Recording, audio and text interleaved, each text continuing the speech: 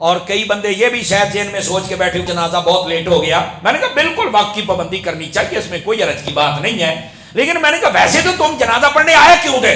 یار اس بندے کا جنازہ پڑھنا تو بندہ جنتی ہو جانا ہے. کہ میں کہا تو کی سمجھنا بھی تو 10 بجے جنتی ہو جائے. میرا بچڑا تین کچھ نہ کچھ کرنا پینا سی, اینا تھکنا بنتا سی. کئیوں میں نے وہاں پر میرے سامنے ایک بندہ چکرا کے گر گیا, لیکن انہوں آکھے چل جا, کہندا نہیں جانا. میں کہا پترا کیوں نہیں جانا؟ کہندا جے دے واسطے آئے ہیں وہ جنازہ پڑھ کے جانا ہے. میں انہوں پتہ ہے یہ شلے پڑھیا گیا میرا کام ہو جانا ہے.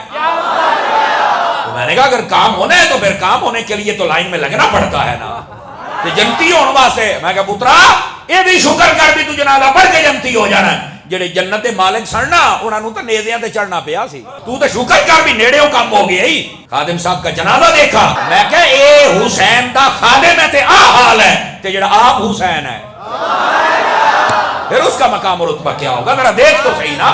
چشم فلک نے شاید ایسا نظارہ نہ دیکھا ہو. اور یہ ہے کون؟ حسین کا خادم.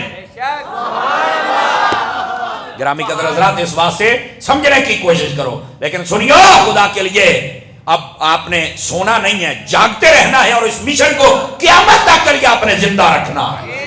سمجھ آ رہی؟